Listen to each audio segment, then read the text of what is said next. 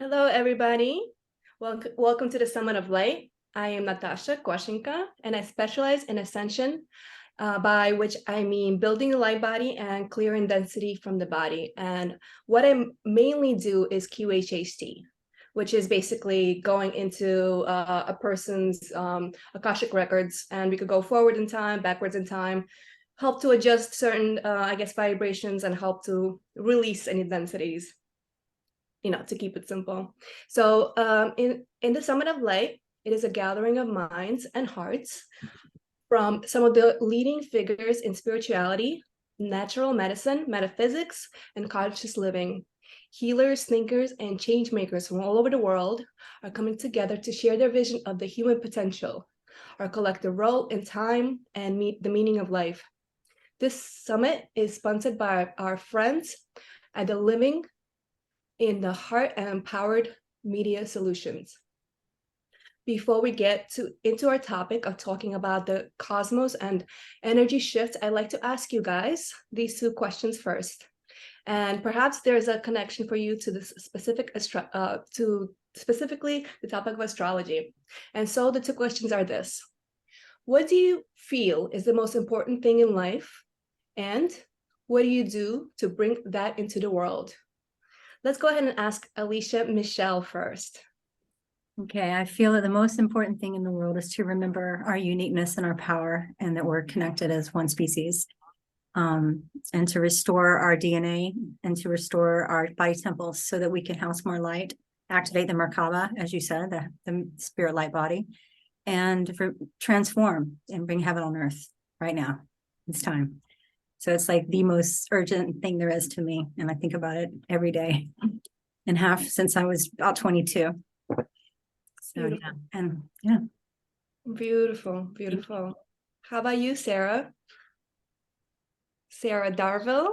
Yes. So I think the most important thing in life is to reconnect with the nature around us, the cosmos around us, to get ourself back into the cycles that we are,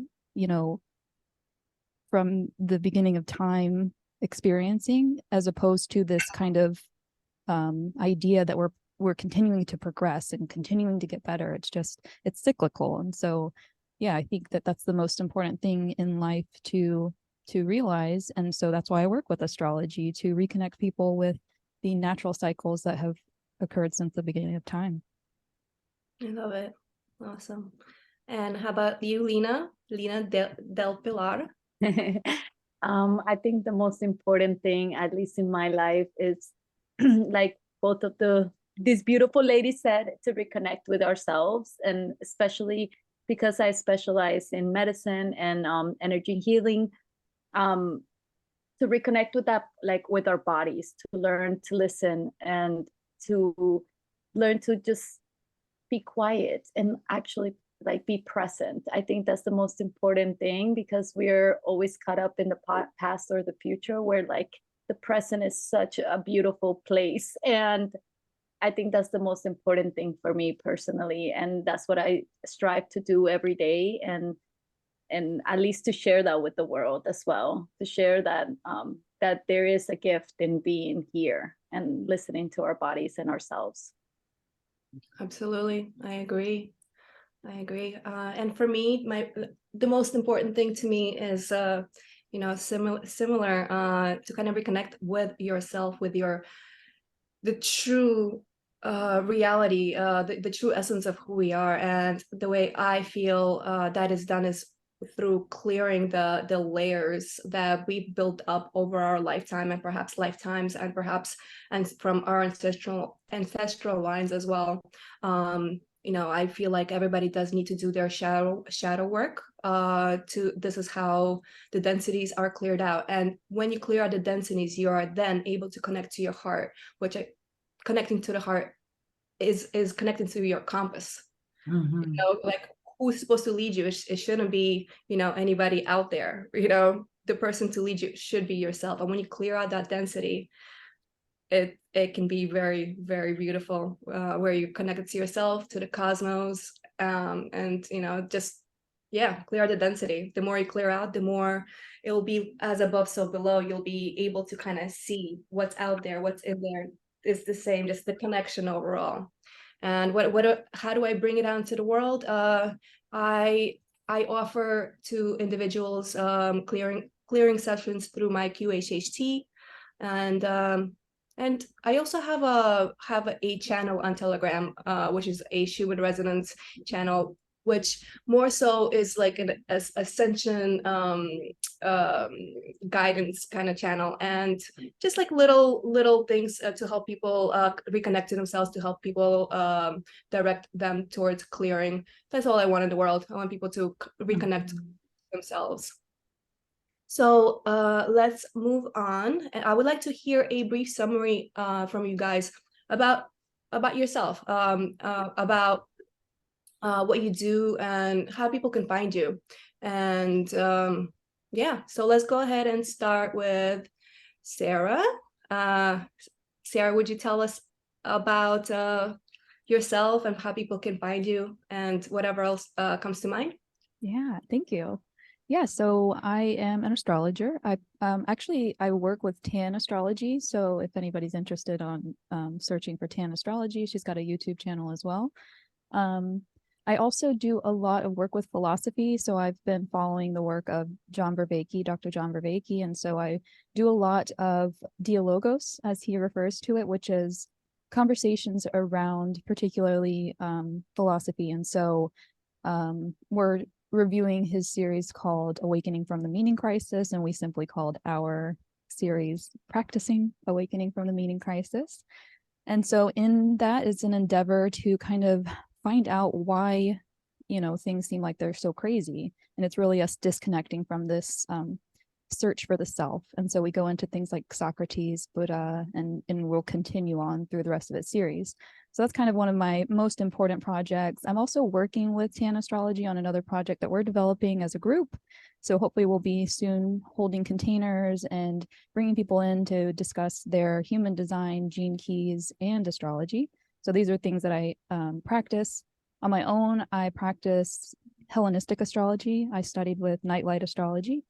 And so I've completed both courses that he offers. And so now that's what I'm moving into is my own practice. I also like gardening and permaculture. So that's my connection back with the earth. And all of this comes together, the cosmos, the seasons, obviously. So we'll get more into that in a bit. But yeah, if you're looking for me, you can find me at delightfullytaboo.com. That'll redirect you to my website. I'm also delightfully_taboo at Instagram. Thank you. Let's hear from you, Lina. Alrighty, so hello. I was actually trained in Chinese medicine. I have a doctorate in Chinese medicine and in acupuncture, and I've been studying astrology, specifically Hermetic astrology, which is the journey of our soul.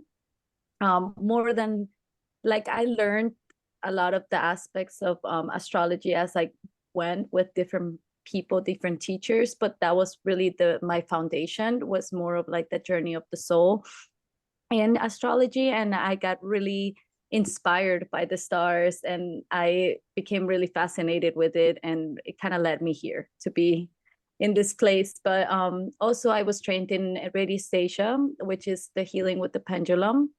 I do cleanses and healings and kind of deep insights on people's bodies and where the stagnant energy is getting stuck in, and kind of move that around. And then full spectrum with astrology natal chart to see what kinds of things influence and just kind of pressure a little bit there in people's bodies. And that's kind of how I use all the modalities together, mostly in health.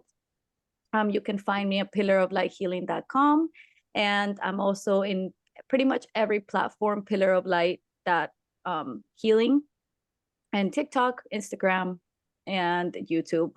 So looking forward to more of you guys. Beautiful, beautiful.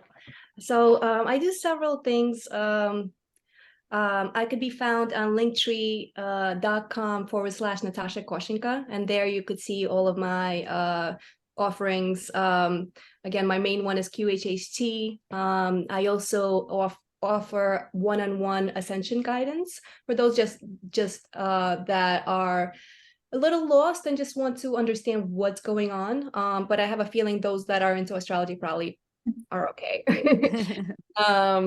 Yeah, so if you're curious, I have a bunch of things there, one of which is my Ascension Poetry book, other holistic healing websites. Yeah, I just want to kind of help people feel less confused out in this world, and just clear that density so you can be connected and really see clearly. When you're connected, your compass, leads you, and you're able to see things very, very clearly. That's where, we keep hearing the word, use your discernment, and people don't understand discernment isn't here. Discernment is here. You want to be able to properly discern something, it's here. So yes, that is what I wanted to kind of make sure, I put forward for you guys. So let's move on. I kind of wanted to get into Wait, Alicia didn't go yet. Sorry. oh, I'm so sorry. Yes, Okay. Alisha. Okay. Let's how do we find you and what do you do? Okay. You can find me at www.astroware.net, and that's scratch that out. Astrological Awareness Network. And so it's about awareness. And my big thing is I call it a movement to remember. So to remember, who we are, remember our power, remember our connection to nature, and that we are nature. It's not something that is outside of us. We actually are living earth, air, fire, water, and ether. I do a lot with kids. I have a Waldorf background, and I do a lot to keep our children spiritually and psychologically intact, but also in their bodies physically, to understand their mind-body connection. I'm a yoga teacher, a mind-body coach, an astrologer, and I've been in the healing arts since I was really young. But I love anything that's empowering and healing and just helping people remember that the body's actually designed to heal. We just have to activate that healing response. And we're also designed to remember, gnosis is our divine right. And we all have it. And astrologically speaking, our first awareness, our first wake up is at 12 years old. It's supposed to be before our DNA was spliced and messed with. But so basically information and knowledge and empowerment. And I work with the archetypes. I'm also training right now with Dr. David Cochran for vibrational astrology. I work with harmonics and bioenergy medicine. So a lot to do with healing and remembering. Oh. I can be found, sorry, go ahead. I was going to say I can be found on my social media, be Facebook, Instagram, then the number one's YouTube, and then my astroware.net. And then I teach classes here in Gainesville at my studio, 13 Moons Healing Art Studio. But also I do workshops. I do a galactivation course, a 1 day and 2.5 day, 3 day. And then I do what's your unique verse in the universe, and teaching people about the sound, the sacred sound, that everything comes from sound and light. And to remember, like, we all have a precious sound that's actually in alignment with who we really are, and to embody that. But we do have to, I agree with you, what you said, Natasha, it's a big piece is to own the shadow and embrace it and turn that into our superpower. Well, that's what I call it with the kids, but sometimes with the adults too. It's our superpower. But yeah, so all about healing. Well, I love it. Yeah, children aren't they they're our future. They are like what we need to make sure we protect and we teach the proper way. Thank you for doing that work. Like my outlook on children, just I have one more thing. I have a camp coming up in the summer. It's 10 weeks long. I'm working with one Montessori and one Waldorf teacher, friends of mine, and it's called Young Stars. So youngsters, but young stars, and it's about teaching them the alchemy and astrology of their unique imprint and keeping them unique and loving who they are instead of loathing who they are, which is what the world has kind of created, that paradigm where people don't love themselves or accept themselves. So. I love it.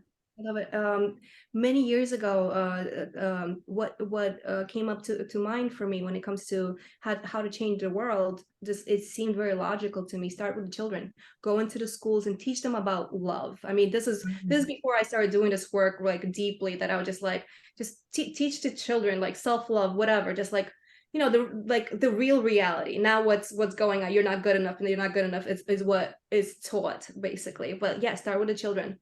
Make sure they feel safe, they're protected, proper education. And I'm not completely informed very deeply about the Waldorf school, if you want to kind of let people know what it is. Sure. Waldorf School is based on Rudolf Steiner, his teachings and philosophies from the 1900s, and he was way ahead of his time.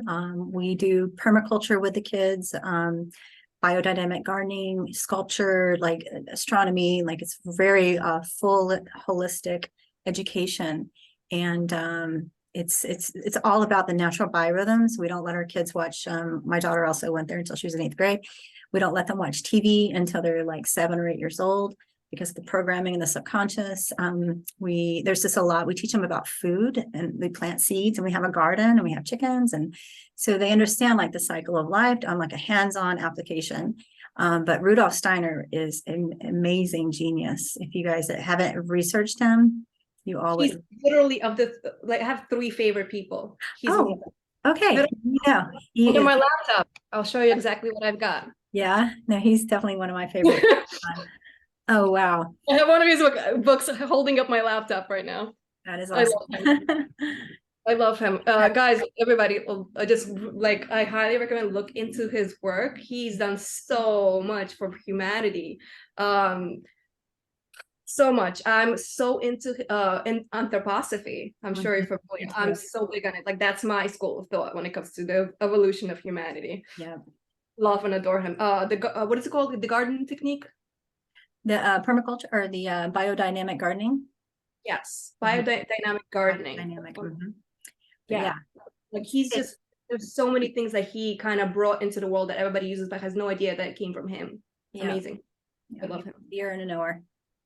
Love him. Oh, as a matter of fact, Lina, I think I introduced you to him recently as well, unless somebody else. No, I've heard of I actually read one of his books, The Secret Significance of Blood. And then I heard it too. I read it and I heard it, like I did it 2 times. Beautiful. I love it so much. You did mention about the planets, and I think that one's the one that I was trying to look up to. So yes. Only the time. I just, all that stuff fascinates me so much. So you guys, I wanted to kind of talk about a couple of things. I know that we had Saturn return. Saturn in Pisces that just came in, and it's kind of going in and out, but it's going to last almost 40 years. Is that it, or is that that's Pluto in Aquarius? That's Pluto in Aquarius is going to remain for a while. So Saturn last ingressed into Pisces on May 28th, 2022, and it will remain in Pisces until March 30th, 2025. Yeah, I just outed myself as not an astrologer, but it's easy to get it confused though when we're talking about 2 different planets. Yeah, I'm so horrible when it comes to like the dates. Like it just they're the worst. But this is, obviously I love the topic. I'm just horrible at it. Okay, so I wanted to first talk about Pluto in Aquarius. Or what do you guys want to talk about first? Saturn in Pisces or Pluto in Aquarius? Which one do you prefer? Preference? Let's do the inner body first. We'll do Saturn first. Does that work, everybody? All right. All right. So what do you guys think about Saturn in Pisces? Let's go with Lina. What do you think about Saturn in Pisces? Well, the Piscean, is that why you're picking on me? No, I think it's so Saturn has a bad rep. I think it's like one of those planets that in modern astrology we call it maleficent, where it's not favorable, right? It's not like a favorable time. I think it has so much value.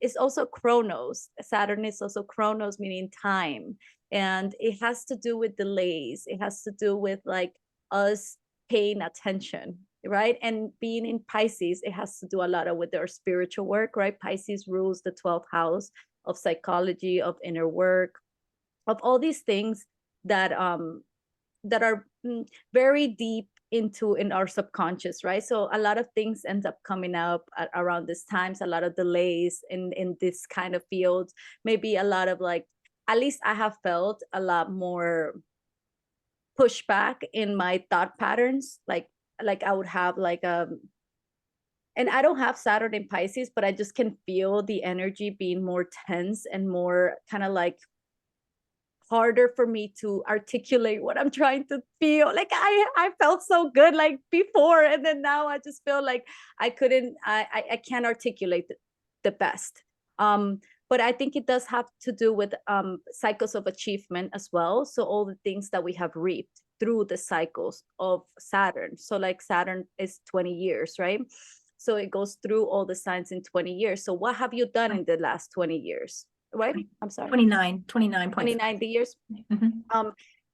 So what have we done? Like, what are we reaping from this time period that it has been from the last time that it was in that time period? So I think it has to do with that. And being in Pisces, it causes a lot of like mental emotional things, like a lot of depression, very like down energy, very down on ourselves, and like we tend to sacrifice our energy and time around this time and feel exhausted because we already are kind of like in this like down energy, and then we overextend ourselves and overdo things, and then we end up feeling more exhausted and more blocked and more foggy and more disconnected from ourselves. So I think for me personally, I feel like this is the perfect time to rest and like relax and like take a look at what you have done. What are your spiritual practices? What are you doing daily? What are your habits? Those are the things that are very vivid and then it's going to be in the next few years as well, where like these are going to be the things that like are going to be a good foundation for your spiritual growth. So if we put really good foundation in this time, then we can kind of grow from it, like bloom and plant good seeds right now. Plant good seeds in your spiritual growth, in your psychology, in your habits, in your body, like really ground yourself in this time, because the Pisces rules the feet too. That's right.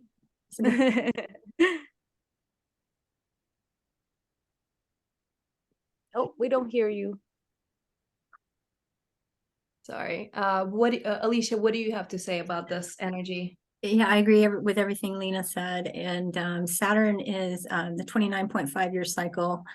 And when someone's going through their Saturn return, like if you were born between 93 and 96, you're going to be in your first Saturn return. And the second one is 64 to 67. These people are about 58 to 60. So each one is about an initiation, a threshold into a new time frame in your life. It's an initiation to a higher experience, a higher rung of your own personal spiral.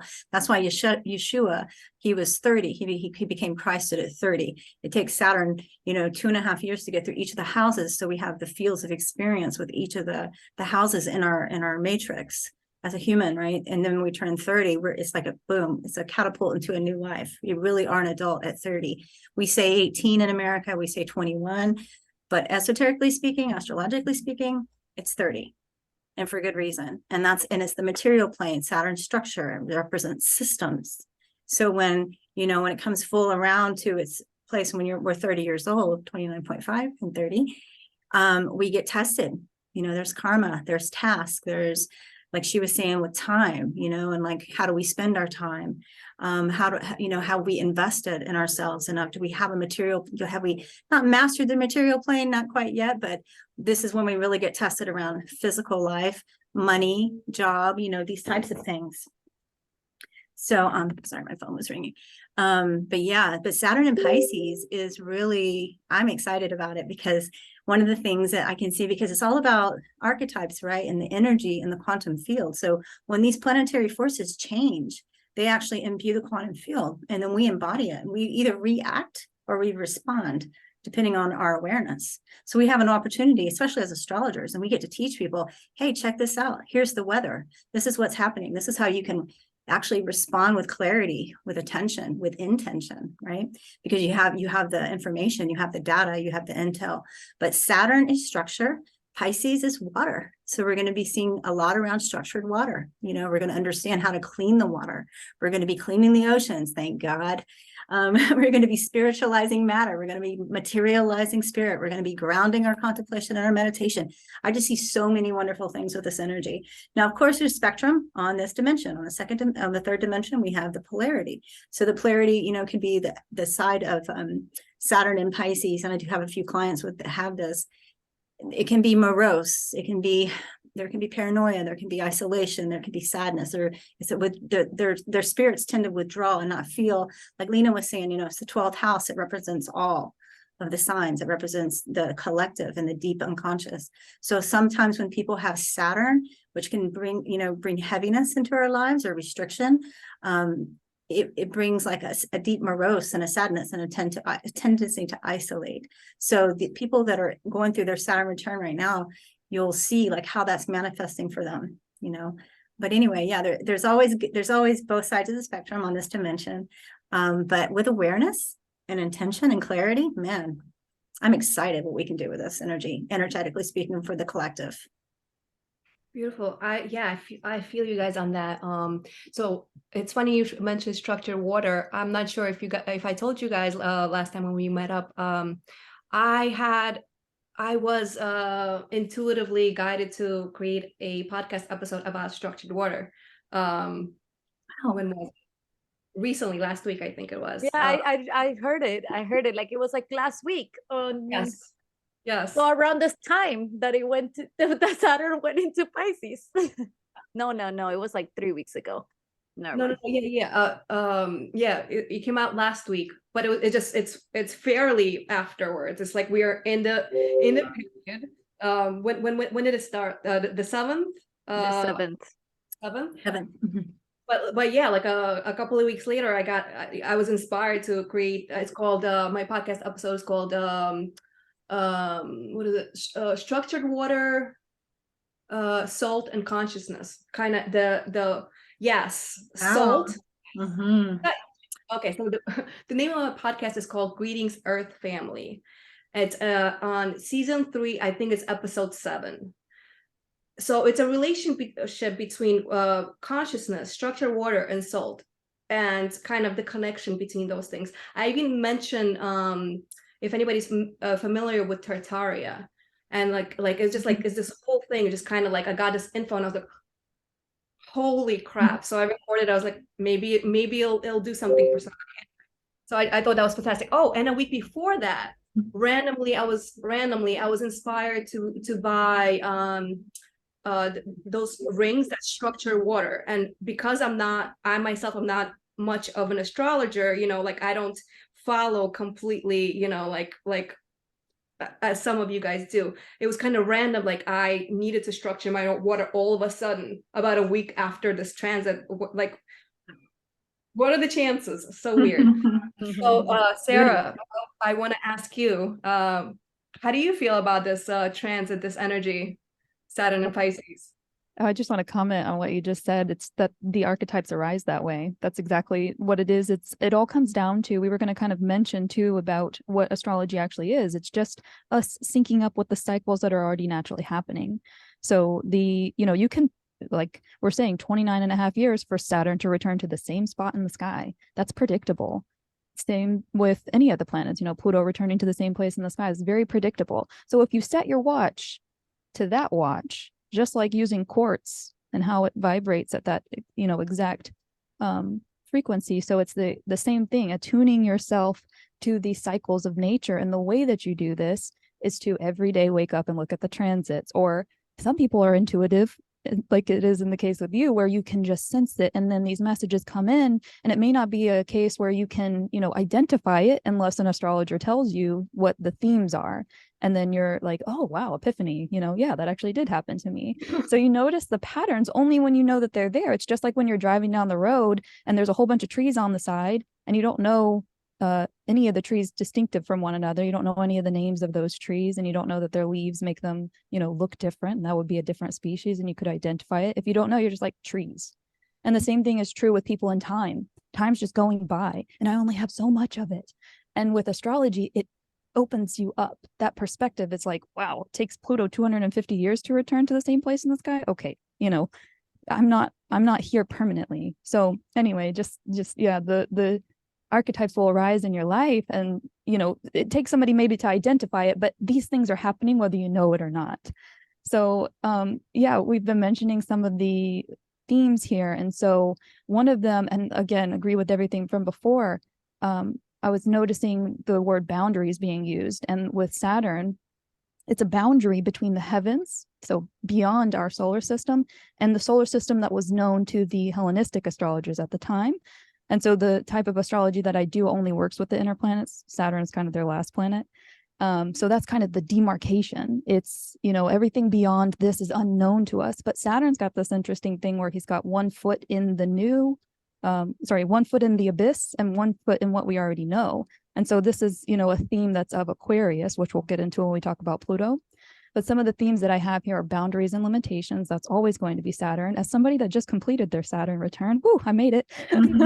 I can tell you it is absolutely everything. My whole world came out from underneath my feet. I left my job. I left my ex of 10 years. I left my the state that I was living in. I've come back home. And a lot of this is about discipline. Everything seemed during 27 to 30 seemed like it was going to take an eternity. It seemed like nothing was ever going to work out for me. And I was working on astrology the whole time. And what's interesting is here we are, and I'm on a panel. I've got a job as an astrologer, all of this because I put in the work to do it. And that's what Saturn does. Saturn delays, but never denies. This is something that one of my astrology friends always says. So Saturn is one of these archetypes of the masculine, or father archetype, or whatever, however you would like to interpret that, authority, whatever that might mean for someone. But it's, it's got this, compared to Jupiter, I like to compare Saturn and Jupiter because, again, it's kind of another masculine archetype for me. And Jupiter gives gifts. Jupiter will cheer you on. It's very optimistic. Whereas Saturn, when you're, crumbled in your kitchen on the floor, like, Saturn, just give me a cookie. And then Saturn's like, turn around and look in the oven, it's there. So Saturn makes you put in the work to get the reward. And it's actually more rewarding because you made the cookies. And one of the themes that I pick up on with Pisces is this theme of self-sacrifice.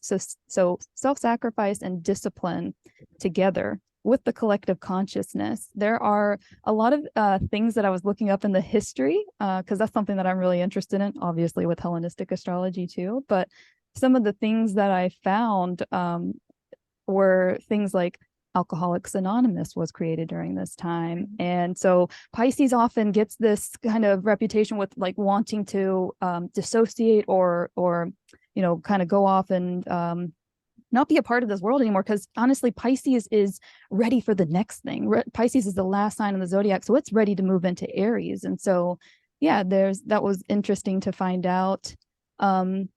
There's a lot of unfortunate things that are also in the history during this time, a lot of famine, a lot of massacres and things of that nature. And we can discuss further if we have time. But one of the things that I noticed that was beautiful, that was created in 1938 when Saturn was in Pisces, was the March of Dimes campaign. And I think that's beautiful, raising money for the fight against polio. Pisces is also associated with health and service. And so this, was really great thing that was created one of the previous times that Saturn was in Pisces. Another thing that I found was hilarious was when Saturn was in Pisces in 1964, there was something called pirate radio. The first pirate radio station was ever created. So we said again, Saturn boundaries. Okay. And so this pirate radio broadcasting in the ocean, of course, and just outside of UK's territorial waters off to their east coast. So that was really like the archetypes there again, arising in your life and you don't even know it.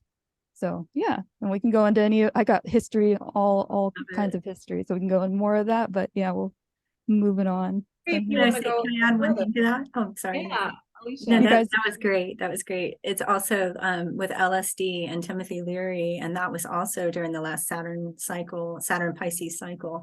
And we're certainly seeing a renewal of that now with like ayahuasca and ketamine and MDMA and different things they're using in the clinics with the medicinals and the plant herbs and medicines. So I think that's very much tied to the Saturn Pisces. Since we're bringing up plant medicines, how do you guys feel about it? There are lots of different opinions about it, but real quick, does anybody want to chime in if you have any opinion on plant medicines? Well, I think it could be great for certain people, but I do think that it amplifies certain aspects of yourself if you are not healed from those aspects. So Yeah. I feel like it can amplify psychological things, psychological traumas, psychological things that you struggle with on the daily. It amplifies that a little bit more. I think it's something that that people should take, like, really consciously, and like prepare for it deeply within your spirit. And I feel like it should be something that you work towards instead of being the means to an end. Because I think that is just the window, and you look through and you're like, oh my God, beautiful, beautiful world. And then you kind of come out and then you're like, what did I just see? Why does how does that apply to me? And then it ends up becoming more of like a like you want to just grasp that feeling again. And like any kind of substance can be abused. That's how I feel about it. Also, it hurts a lot of the indigenous cultures in the places that they are being made. These retreat centers in like Nicaragua and Guatemala and Mexico and Costa Rica are really displacing a lot of people. So I think being conscious of the way that we do it, and where we do it at, and who we do it with, I think is very important for us to just be aware of. Agreed. Yeah, I feel the same. I feel like we should be very conscious about how we use this natural medicine. To me, my understanding is when you're already a person that's been kind of on this journey for a while, and you've been awake for a while, you have all this energy already pumping through you. Technically, it's not necessary for those people that are like awake to do the plant medicines anymore, because I feel like that will short circuit you. There's just too much flow going on. So like, my personal opinion, it's good for when you're a starter to kind of like, if you need proof, right? I feel like it's a good place to go for proof, and perhaps to help you be directed what needs to be clear, what needs to be healed. But I feel like, I guess the point I'm trying to drive, don't be reliant on this. This is not something you should be doing on a regular basis. And I'm not trying to offend anybody, but just be very, very careful. Is there anybody else that has anything, like, want to chime in? If not, Yeah, I that's just wanted to comment on the fact that that's very fitting for Saturn and Pisces to say boundaries when it comes to visiting with the other realm. And my instructor actually wrote a book. He was down in South America for 10 years before it really got big with an ayahuasca. And he wrote a book, and his message, he eventually became a monk, and now he's no longer a monk. He's like me, we experiment a lot. But his message, one of the messages that he heard from another instructor was, when you get the message, hang up the phone. So in these kinds of situations where you're just visiting back to the abyss and you're not integrating it, you're not incorporating it, you're not grounding it. That's another thing. Saturn, it rules Capricorn, which is an earth sign. So we can associate Saturn with grounding things as well, bringing dreams into reality. So it's really fitting for the conversation. I love it. I love that you said all that just now.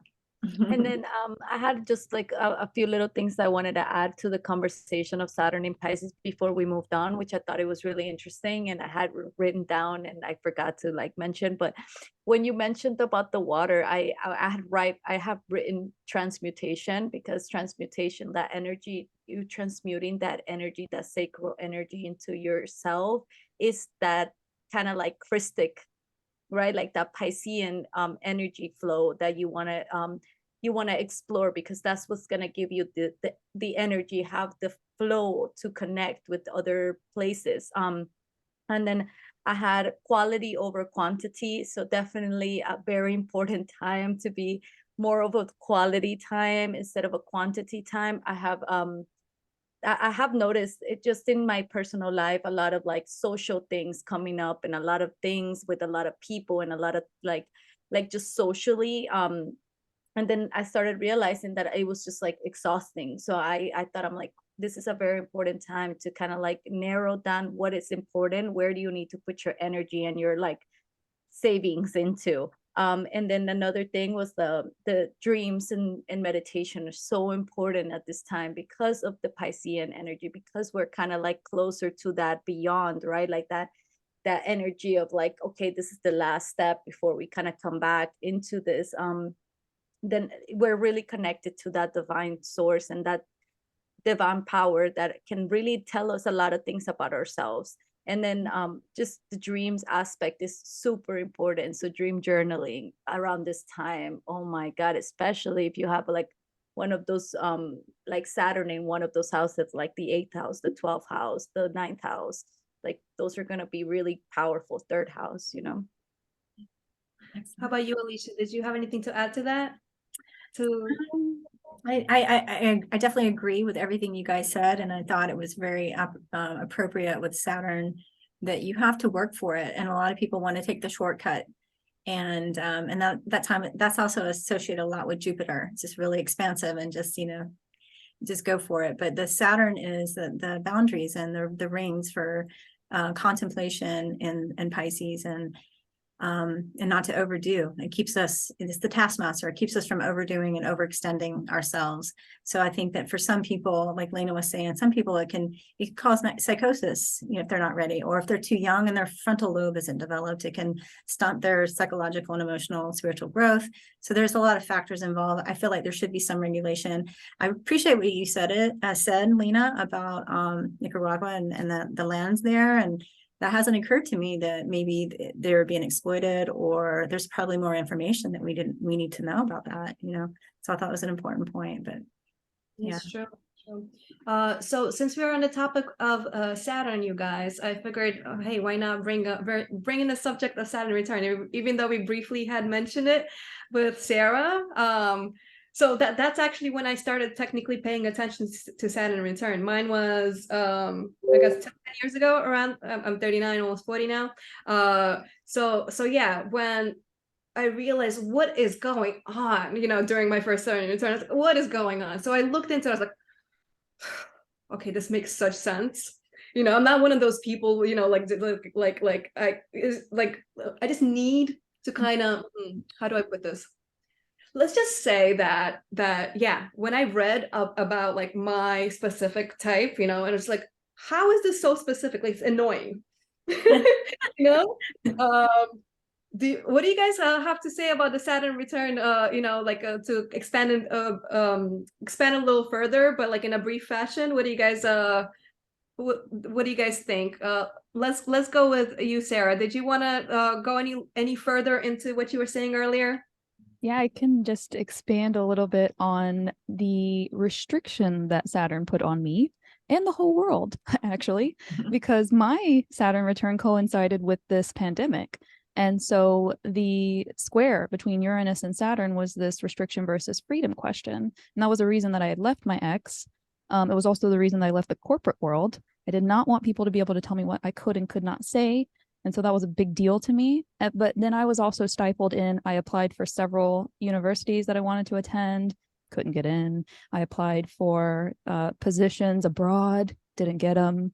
So it was, and this is my 9th house. So Saturn is in my 9th house, which is about foreign travel, higher education, philosophy, but philosophy worked. So that's the beautiful thing, is that because of my Saturn return, I started to investigate my own chart and everybody else is from that, and I put in the work. I put in a lot of work these past couple of years because we couldn't go to work, and so I was working on learning and expanding my mind to the collective consciousness, and it's been a really incredible journey. But that was definitely one of the most trying times of my life, and this is why there are themes that arise at this age where it seems like it's not going to end.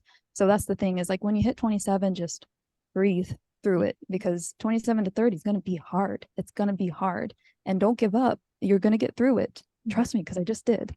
So, but it's really important to keep your eye on the prize and just know to keep going forward and don't give up, because yeah, it gets really rough. But that kind of, there was some really rough times there in the past couple of years. So I want to really emphasize that, because it's going to be something that, I feel everybody will experience, is this maturity that you have to, you know, live up to. And you're also feeling this feeling where you're like, but I don't want to, and you're wanting to rebel because it's just so hard and it's so hard to push forward. There's a lot of responsibility, there's a lot of structure, a lot of limitations. So yeah, it's a trying time to say the least.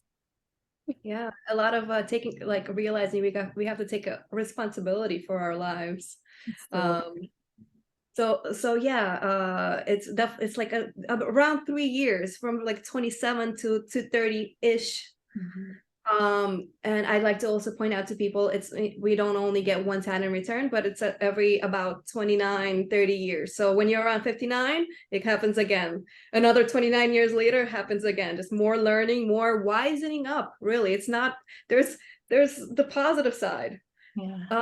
Alicia, how do you feel? Well, what you're sharing is bringing up for me is, I call it pruning the dead branches so that your roses can grow, because, you know, Saturn has a lot to do with letting go. It brings it down to the essence. It rules the skeleton, the bones, and the structure in the body.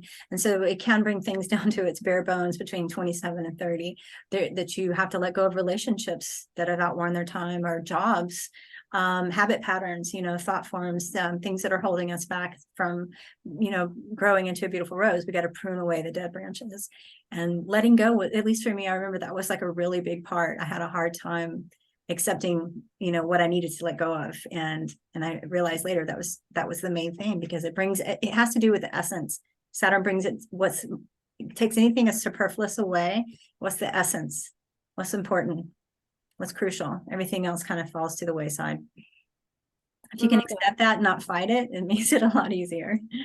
Yeah, and if you take a look at your chart and notice where Saturn lands in, it can give you an idea where those kinds of limitations are going to be focused on, and what those are things that you need to like kind of acknowledge. Because if you acknowledge them, then if you're aware of them, then you can kind of control your environment. If you're unaware, then you feel out of sorts, you feel out of power, right? Like noticing that for example, with you, with that university, you had to figure it out, a way out of like how to figure it out. What is it leading me into? Like, what is this leading me into? And that's, I think, the best thing that you can take from this is look at your chart, look at those aspects, and like connect to them, because then you can have a better view on yourself and like what is being put upon you and what are the influences in those times, right? Lina, do you have like your own tiny personal story with Saturn return? Yeah, I actually just went through it as well. I'm 31, so the last 3 years definitely coincided with COVID, which was really interesting for me, because I was going full time. I was working full time as an assistant manager at a dispensary, and I was doing my doctorate degree at the same time. And I felt like there was like no way that I could just, like, I just felt like there was just no way that I could do those two things together. But I kind of like measured what was more important, right? Like I kind of let go a little bit of that job that wasn't really for my future, and focus on that aspect of like my future, and kind of like see the transformations within that. So my Saturn is in the 8th house of transformation. So I had one of my grandma passed away as well in 2020, which was really, it really sucked, because I was supposed to go that year to visit to Colombia, and obviously COVID hit, nobody could travel anywhere. I was not able to go see her, and in that year she passed away. So that definitely put a big thing on my mortality and the longevity of like life itself. And I'm like, oh my God, my people, they were gonna, you know, like I realized that, like, you know, wow, I'm getting older, my parents are getting older. I had a lot of like anticipatory grief, because it's in my 8th house. I had a lot of death related things, like one of the archetypes, as we talk about, was crows that will follow me everywhere, which was really interesting, because my partner of now decided to get a crow tattooed on his hand. Didn't tell him anything out of it. It just ended up happening that way, which I was like, oh my God, what is going on here? But it was a lot about that, a lot about death, for me personally, and that transformation, and what I like, how people fit into my world, and like what are that kind of aspect. So Yeah, I that could was relate to that. I could relate to that. Mine's is in, what is it? Oh my God, I keep forgetting. I think it's the second house is identity. Right? Values, personal income, values and Which resources. one is which one is Second, the one that's identity? first house, probably. Okay, so unless I'm wrong, pretty okay. So mine's was in identity. I feel like I want to look it back. No, it was identity. I just don't remember what house that is, but you were saying first. Okay, so yeah, it was a lot of like I just felt like I was put through a like a what is it called, a ringer, I think is what they call it. Basically, like, you know, just like one of you ladies mentioned, you know, just the essence got left back, like everything that wasn't working, which was everything. Everything was just like, all right, let's get it all. And I was just like this.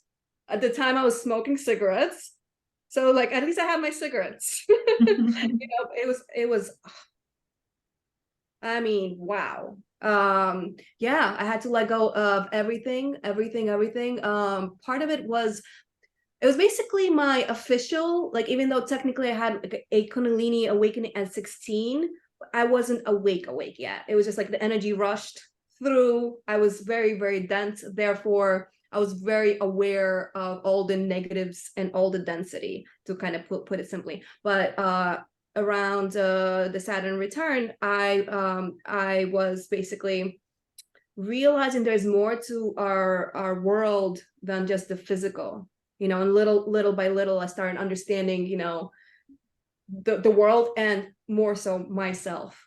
But yeah, yeah, it was just a lot. And yeah, I looked into it and I was like, oh wow. It's a lot. Alisha, did you want to share a personal story? If not, that's okay. Oh, it's okay. I just wanted to add something to what you just said that came up for our listeners. It works very similar to, like, if Saturn is transiting and it hits your Venus, it hits your relationship sector in the 7th house, or it hits your Venus, or it hits your moon. When it does so, well, okay, we'll stick with Venus. We'll start there. So when it hits your Venus, and when I say hit, like the geometry lines up and there's a conjunction, and the energy, you really start feeling it about a degree before, but you have to restructure the relationship, you know, and everything that's not working in the relationship becomes very glaringly obvious. If there's a lot of miscommunication, or if there's cracks in there, or there's deception, or there's, you know, underneath it gets revealed during that time. So a lot of people, you know, they go through a really hard time, but it does make the real good relationships, and they make them stronger. And the ones that are superfluous, or no longer, you know, it's outlived its course, it dissipates that energy. It's gone, it ends. And then that person gets a reboot, and they get to start a new version of themselves in relationship, because it's refined and it's restructured their relationship principle from within, energetically.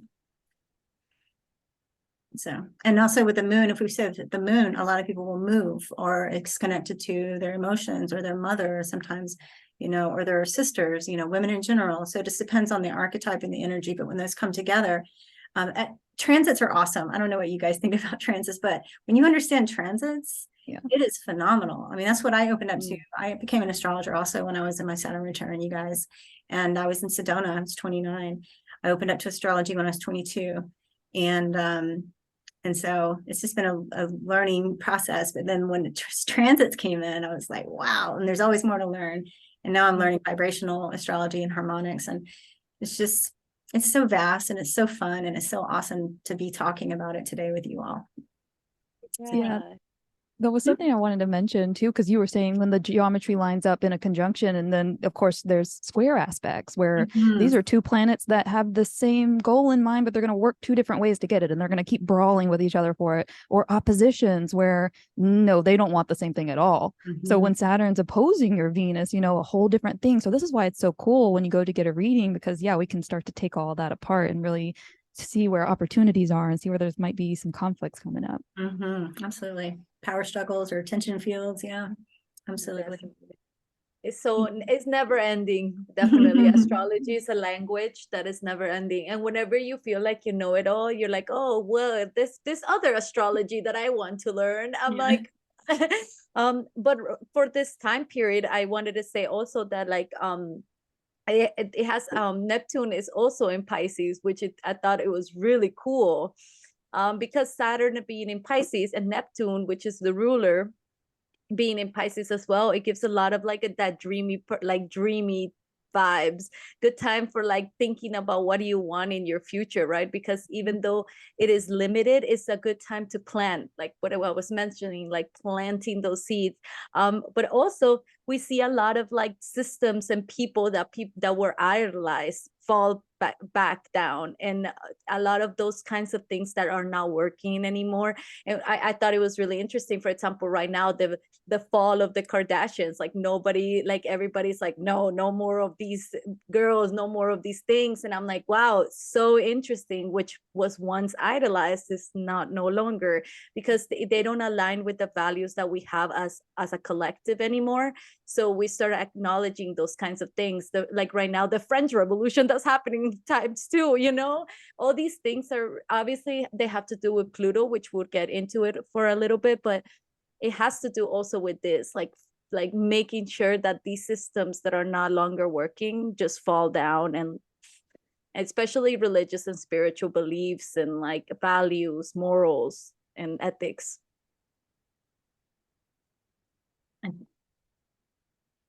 Can't hear you. What do you guys think? Yeah, I think you nailed it, Lena. But yeah, the spirituality, but it creates a container for our dreams. So your dreams would be Pisces, and the container.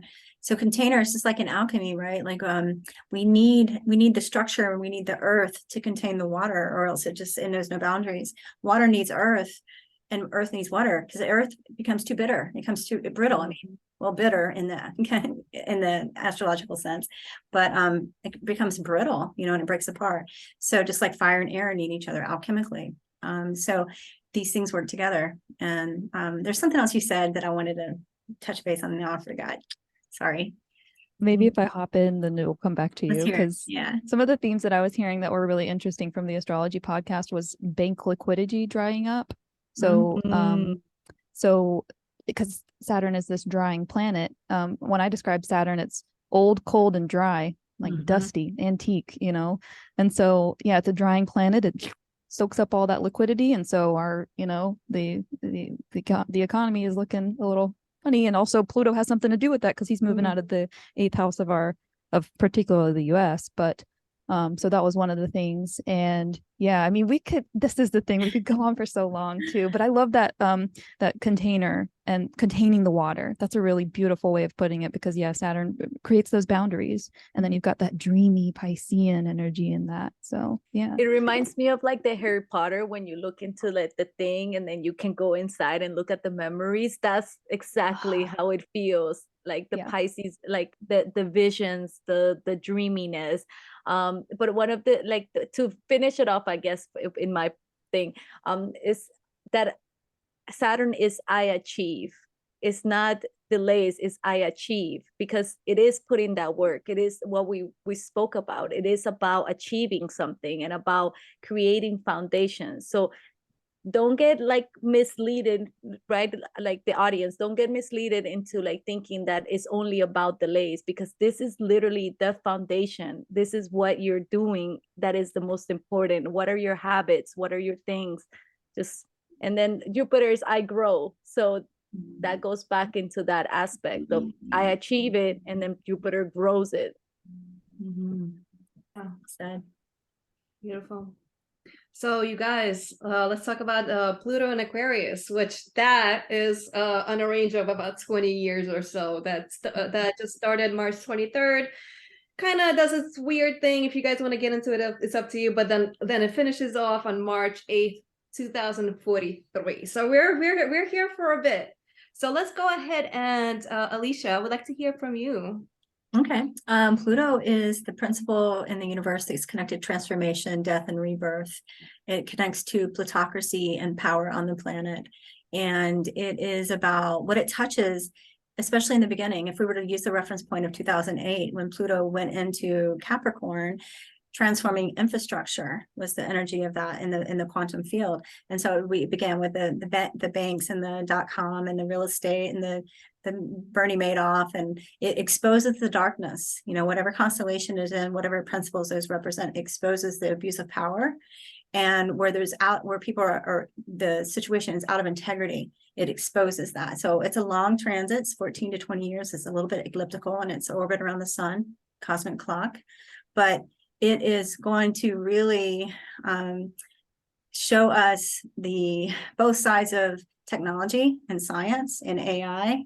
There's, as we can all see, because we live in on this plane of duality. So we're seeing both sides. In terms of the human, we can our DNA can get activated and awakened, and we can use more of our, sorry, these motorcycles are awful. Get more awakened in our DNA and our chakras and our, energy systems. And we remember our galactic, connections to each other and to our ancestors. But we can also, the body can start being implanted with nanotechnology, and we can lose our humanness, through transhumanism. So it really depends on who's wielding the power. Pluto is power, and how it is sourced and what it's been used for and what's the intentions behind it. So there's some really great things, and there's some things that are kind of scary, especially when it comes to like AI and synthetic humans and cloning and all those types of things. So, but, Oh, one more thing I want to say about it. Pluto in Aquarius is we the people. It's we the people. So that's what I energize, is us waking up, us remembering, we're one collective, remembering the power of the 99%. That's why they're so scared of the 99%. That's why they're so scared of women, because women are so powerful. You get women together. So they've had women like at odds each other for centuries, after the age of Taurus, right? When they went into the age of the Ram and Moses, and that whole patriarchal thing took over, it began the downfall of the feminine consciousness, So I see powerful things, you guys. I see us coming together. I see us remembering. I'm seeing a new paradigm. So that's what I'm vibing. Love it. And, I'm gonna get through the three of you ladies, but if you guys want to continue to jump in again and again, go like this. Okay. Sarah, do you want to go into like a little bit of the historical things? Oh, And then, sure. that would be a Yeah. great kind of continuation to what Alisha said. And then Cool. I'll kind of give my thoughts into it. Yeah. So I just have a few things here. Of course, we the people. So the Revolutionary War is a theme here. The construction of this version of the United States of America. So that's one of the, and I have dates. So previous eras of this transit. We've got, I'm just going to start with the oldest that I have written down, 1286 AD to 1308 AD. And in that era was the ending of the Crusades, because the Crusades went on from 1095 to 1291. That's two centuries. The very end of the Crusades was during this time. So that's a really nice culminating ending. And a lot of invention, the scientific revolution, a lot of these kind of industrial revolutions, all those kinds of themes continue to recur. One of the interesting ones that I found from 1532 to 1553, which was also mentioned by Pam Gregory on her podcast, was that Henry VIII of England married Anne Boleyn because he wanted to no longer be with, oh gosh, don't remember her name. My forgive me. But so he completely led the establishment of the Church of England to the English Reformation. And so no longer did the Catholic Church rule over whether or not he could get divorced, basically. Wow. So like these kinds of like complete change, death and rebirth of a structure or something like that. And especially things with like technology, science, the future, freedom, and equality. Lina, your turn. Oof, after all this. So definitely it's like Alisha said, like Sarah said, it's about empowerment, and it's really showing us and like really putting that light of where we have felt not power. So where have we felt powerless? Where have we felt that we had lost control of our lives, and in general in our collective? Because when we talk about Pluto, is really a generational thing, right?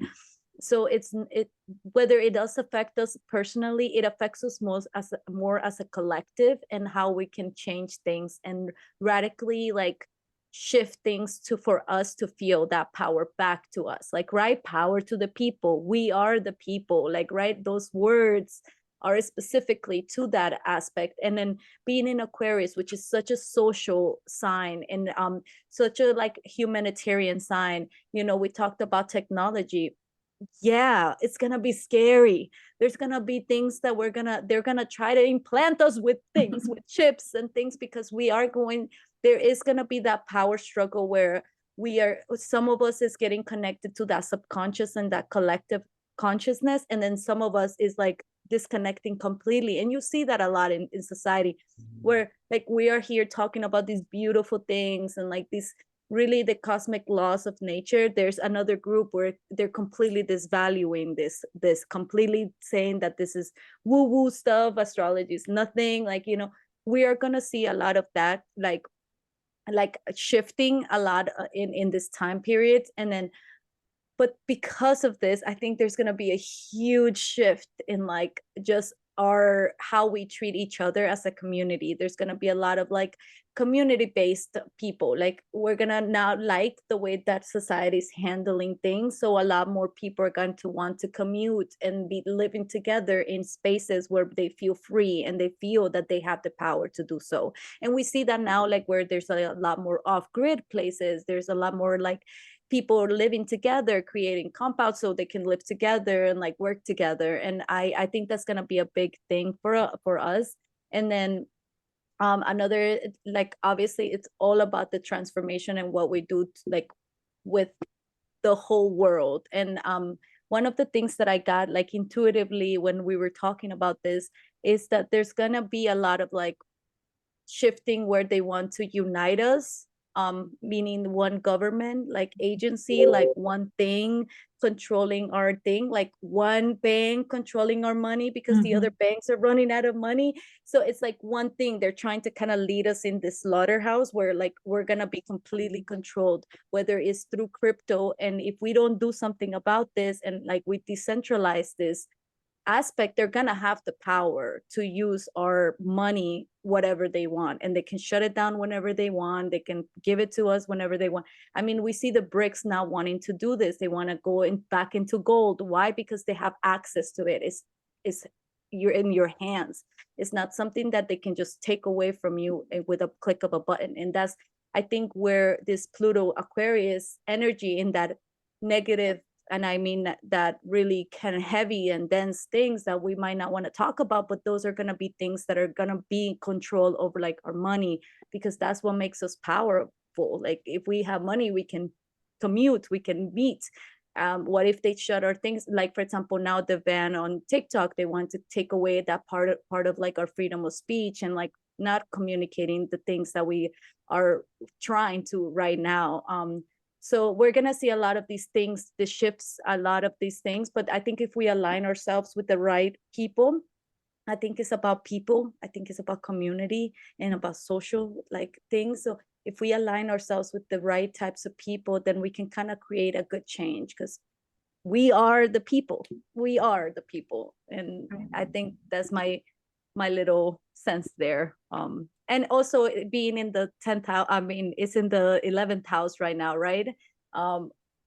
It's about like societal things and like what we are seeing as valuable, you know, like what are we spending time on and what are we seeing as valuable? So Definitely. So- I'm sorry. You go. I just want to add something to what Sarah was saying about the historical markers.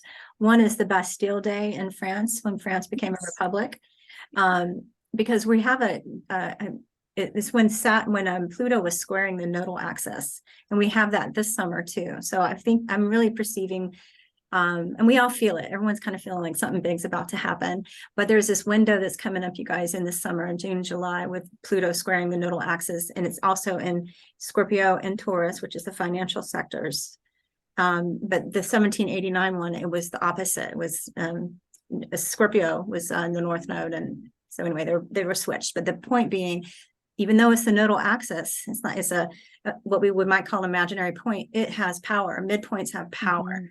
And because it's a field of energy, we live in a field of energy. And so I definitely agree with everything you said too, Lena, about that. But the US Bill of Rights also came out during Pluto and Aquarius, and it is the we the people. And I feel like if we educate, again, we're coming back down to what we all said in the beginning, like what's the most important thing is us remembering and empowering and awakening. And it's like, what could be more exciting than that? It's like remembering who we are and our power and we the people. Yeah. And that money is just an imaginary thing. And what is actually wealth is energy. What are you putting your energy? And that is the real wealth. And that's the thing that they don't want you to know, that it's what is that you're putting your energy. That's your resources. That's your power. And where are you putting that in? And I think that's the biggest thing that you can do is like really see where you're putting your time. And again, with the Saturn in Pisces, with the Pluto in Aquarius, where are you putting your time? Where are you spending your money? Like not money, but like energetic money. Where's your cosmic money going into? Are you working on yourself? Are you really amplifying that and like nourishing yourself with that? Or are you putting it outwards? Because if you are, then you're gonna feel powerless. You are like this scarcity that we're gonna see, and these things that we're gonna see are gonna really put people against the wall. And then that's when people are gonna start realizing that's those kinds of mindsets, the scarcity mindsets that we live in, the things that are not working for them. And I think that it's important for us to know that the real wealth is within you. That's the real wealth. Absolutely. And I'd like to piggyback off that for a minute by saying that, so one of my life hacks, kind of want to bring that to you guys since we're talking about scarcity. So one of my life hacks is, so if we really look at our life, what we have in our life, in our existence, we have everything we need in each and every single moment. And if we realize that, what is abundance? Abundance is having everything you need in this moment. So when you do that understanding of, I have everything I need, I am abundant, just keep telling yourself, I am abundant. And it's obvious, it's reality. Not abundance is everything, like just I have everything. It's whatever you need at this moment. And when you realize I have everything I need in this moment and be grateful for it, like we are true, because it's true and you could feel it, you're satisfied in all the ways. Your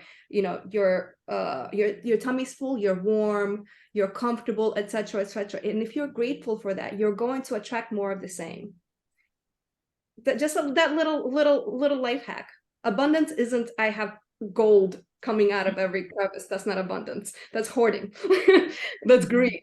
Abundance is, at this moment in time, I have everything I need. And I'm grateful for it. You're going to magnetize it. This is, I think it's great. So I know you Alisha wanted to say something, to add something to what Lina was saying. I think what it was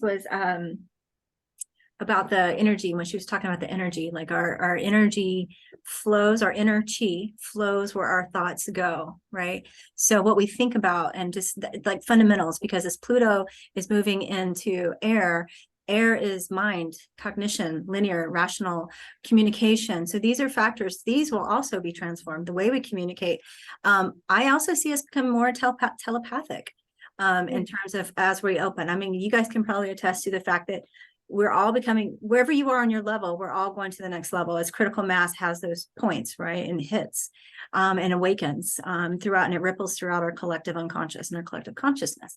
So where we put our thoughts, our inner chi flows. And so the other piece of that, the other side of that in terms of spectrum is, whoever controls the energy is kind of controlling the people. So they control the food, they control the gas, and they control the automobiles, and they control the, like the chi and the life force. Whatever's controlling the mind is controlling the soul. So there's so much distraction. So I really am perceiving great big transformation in the way that we perceive, because, Aquarius is fixed mind, right? It's fixed mentality. It's but it's also the higher awareness. Third house would be the Mercury, it'd be the lower mind, rational mind.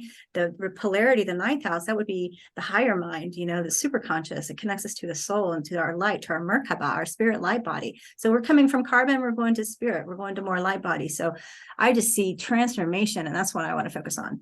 Is transformation and education, because people need knowledge, they need to remember. Oh, one more thing about that. It's inside of us.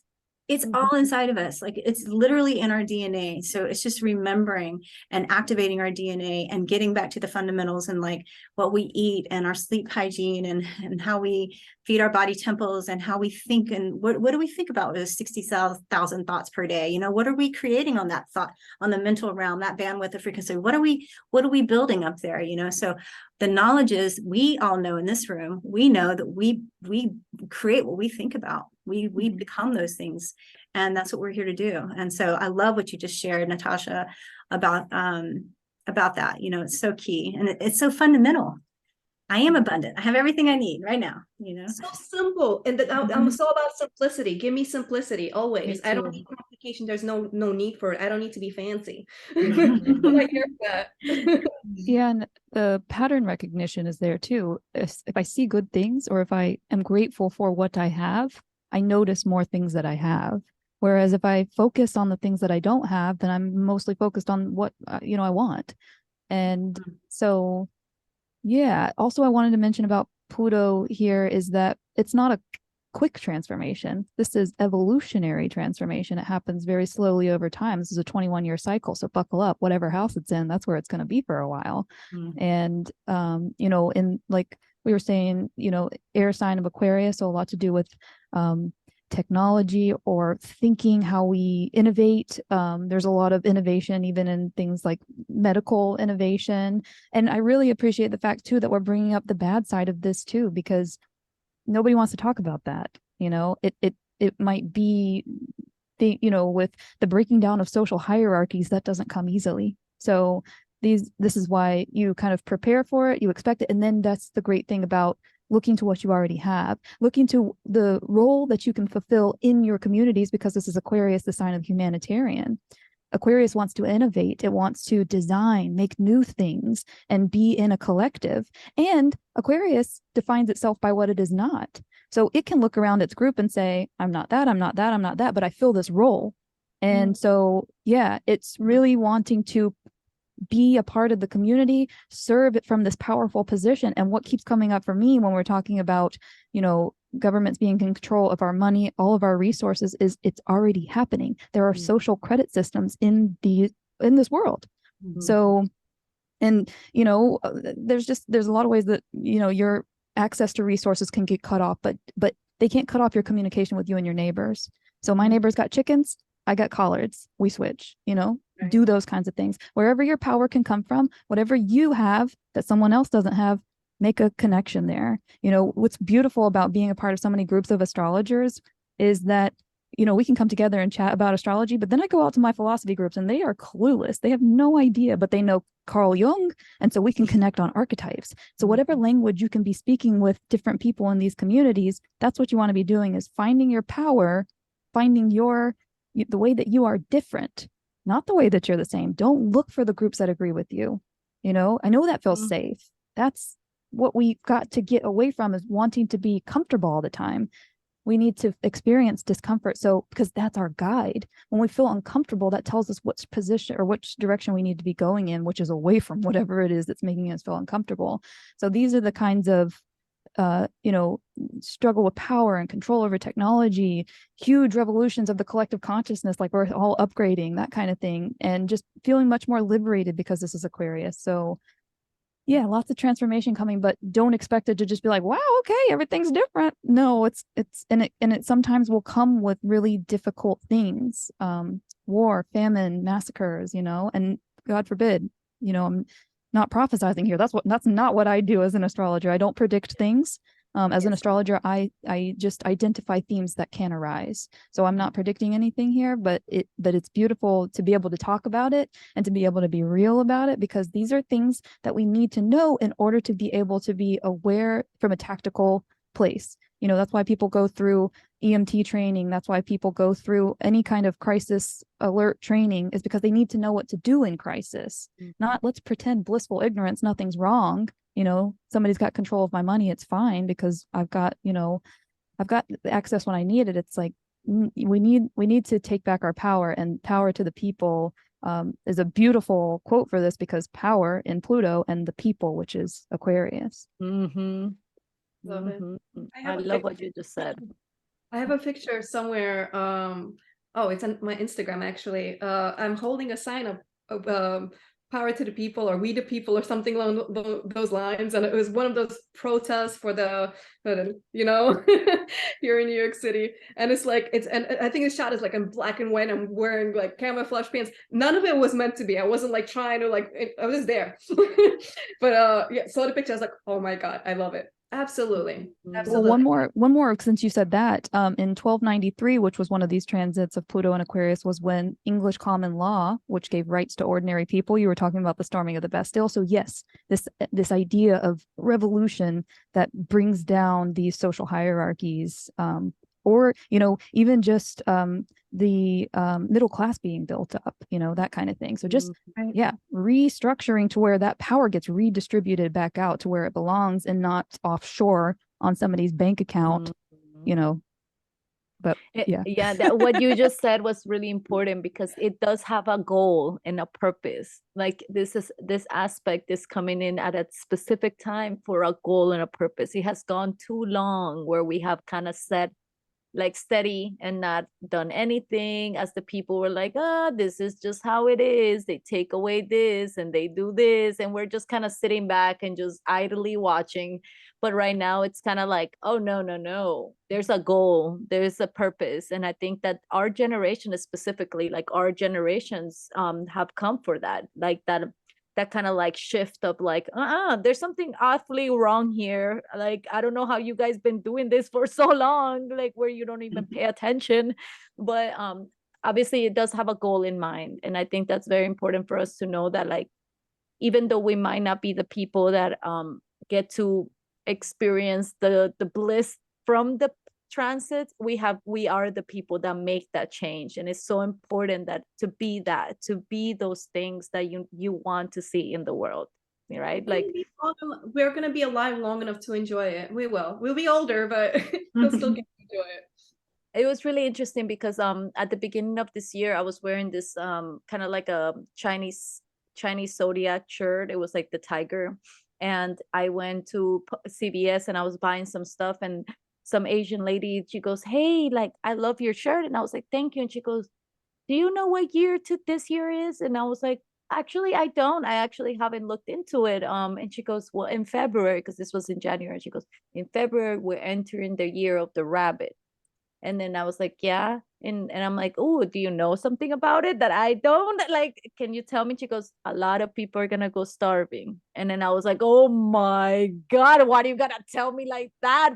But look at the things that have been happening, like all the derailments of the trains and all the things, like, or our environment being completely like destroyed, like the Willow Project, like all these things that are going to really affect us as Americans specifically with our food. Like that's why I think it has a goal in mind, right? Like to build those communities, to have that, like for us to be able to kind of thrive and continue. So yeah, I want to add a Greek proverb just briefly, because it goes right with what you're saying. A society grows great when old men plant trees under whose shade they shall never sit.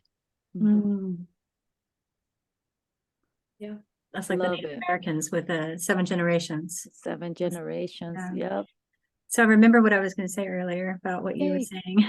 It has to do with the New World Order and the way they're trying to do the one world government, the one banking system, the one religion, all these things. So they understand astrology. They've had it, when they started taking out all the women in the crucibles and killing the witches in the name of God and all that jazz back in the in the dark ages, right? So they've always known, they've always had astrologers. Even the Bibles talk about the kings having astrologers and people that interpret dreams. So we need to normalize. One of the things I really am passionate about is normalizing mystical experiences and normalizing them, especially in our children, because you know, we need to like embrace those and like capture them and be like, oh no, you really saw that you were on the astral plane. You know, these are real things. We are multidimensional. There's a lot more than just this, you know, 7.7 of our frequency band of light that we can see, you know, and like talk about these things and make them very normalized. But what I was getting at with that is, since they know that we are a collective and we're coming together, and the age of Aquarius has been talked about at least since, you know, that song in the 60s and stuff like that. I don't know how long that's been around, but I know that I've heard that my whole life, is that song, and people refer to it in movies about it and stuff like that. But the point is that the age of Aquarius is about altruism. It's about humanitarianism. It is about tribal. It's about community, intentional communities. And I believe that that's the reason they're trying to circumvent it, because they're going to use their counterfeit version, because this force, you guys, they can't create. They can only imitate. That's why they have the starving artist archetype to steal your art, to steal your creation, to exploit them, exploit the actresses, the singers, and the dancers, and all that. It's because it is the most powerful, precious thing there is our ability to create. So what they're trying to do is they're trying to usurp it, like they've always done. Cancel culture ain't new. You know, they kill the Essenes and the Gnostics and the Cathars and all the women, and you know, so it's like they just take them out and start over, but no more. Because what's happening now, too much is we're at the end of that 26,000 year cycle, you know, and this is when we wake up. Love wins this round. That's what I know. So I just want to energize that with this conversation. I like that. Definitely. Yeah, I like it's that a definitely lot. like enough is enough, right? That's Basta. Yeah. Well, Well, what I was thinking when you were saying, go ahead, sorry. What was that? light is now entering, and it's just the, you know, everything's coming to light more and more and more. The light is going into the darkness. It cannot sustain. Oh, I got that's a good. chills. Yeah, that's a good, because light coming to Yeah. darkness, Pluto is things being revealed, secrets coming from being hidden, you know, things coming from the underground. That's what Mhm. Pluto is about too, with this death and rebirth theme. Well, while you were talking too, I was thinking of like how we, you know, can help affirm these mystical experiences, and why people even do mystical experiences, how, you know, we kind of lose that with the inability to open ourselves up to that higher consciousness. And so this is what happens is, you know, you no longer play pretend anymore, right? You can't be a pretend player anymore, because you're no longer a kid. You got to grow up. And so you have limited the characters that you can be. You've limited your archetypes to now I'm just this and I participate in this. And this is what Dr. John Vervaeke calls the agent and the arena. And so your interactions are limited to, I've just got this one arena and I've just got this one agent. But if you can, you know, get really into mindfulness practices and open yourself up to archetypes, read stories, whatever it is that, you know, this is what they did back in the day. You sit down, well, when people were literate, but you know what I mean? Like telling stories, oral stories, it's to put on the mind sight. This is, you know, the idea behind shamanism, get into the mind of the animal. Of course, there's much more to it with their practices and their rituals and being in touch with spirit. And that's what I feel like I'm doing with reading the transits, going and looking at, you know, the mandala of your astrological chart or astrological transits is showing where the planets are placed, but the mandala always stays. It's always the same, because all it's describing is the sky around us. And so in that part of the sky, that's Capricorn, you know, that's where Pluto's leaving and moving into Aquarius. And so I know a direction. Of course, it's going to change throughout the day because the stars move in what's called primary motion. The planets move in secondary motion opposite to that. But this is what we're looking at when we're looking at the chart, is just the cosmos, everything around us, and how that's shifting.